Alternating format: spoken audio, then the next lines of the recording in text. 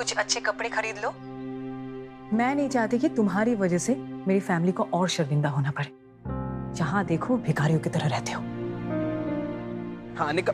दरअसल अनिका के घर में आज फैमिली डिनर पार्टी थी और पिछली बार नक्श की वजह से उसे काफी कुछ झेलना पड़ा था।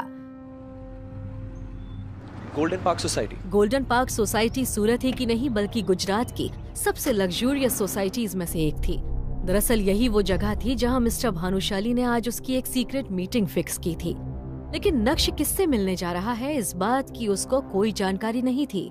लेकिन जब नक्श लॉबी में पहुंचा तो वहां रूम के अंदर आदमी को देखकर उसका गुस्सा उबलने लगा और नक्श बिना वहां रुके वहां से निकल गया। नक्श वहां से निकल ही रहा था कि तभी उसे एक मैसेज आया। दरअसल आज अनिका की फैमिली गैदरिंग अटेंड करने से पहले नक्श को अपनी हाई स्कूल रियूनियन में जाना था। ग्रेजुएशन के बाद इतने सालों में नक्श पहली बार अपने किसी कॉलेज या स्कूल रियूनियन में जा रहा था। इतने सालों में नक्श अपने किसी भी दोस्त से भी नहीं मिला था। उस रीयूनियन पार्टी के बारे में सोचते हुए नक्श को अपने सारे पुराने क्लासमेट्स याद आने लगे जिनके साथ वो कभी स्कूल में मस्ती करता था। आज नक्श उन सब से फिर मिलने वाला था और ये सोच कर ही नक्श एक्साइटेड हो रहा था।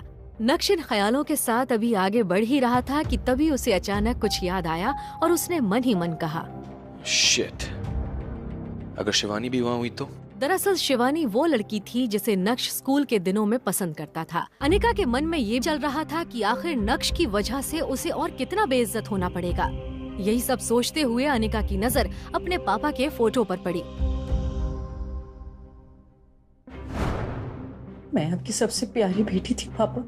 मुझे ऐसा लगता था कि आप जो भी पसंद करोगे ना बहुत सोच समझ कर करोगे, इसलिए मैंने कभी भी किसी लड़के के साथ रिलेशनशिप में नहीं आई और ना ही आपके सामने मेरी शादी की कोई भी शर्त रखी।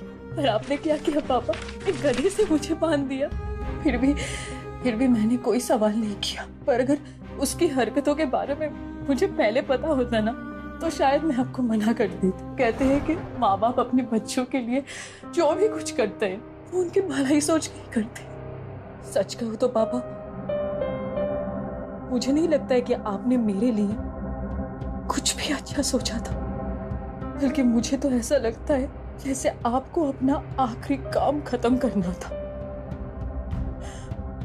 वो खत्म करके आप चले गए।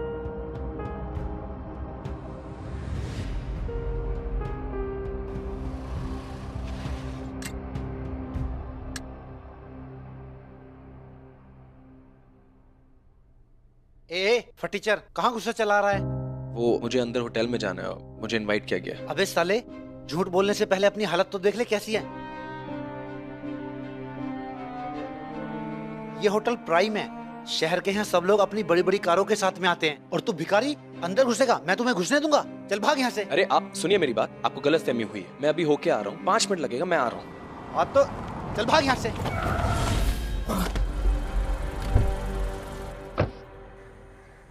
ये सब क्या हो रहा है? वो भी होटल के गेट पे। पता नहीं ऐसा करने से होटल की रेपुटेशन कितनी खराब होती है।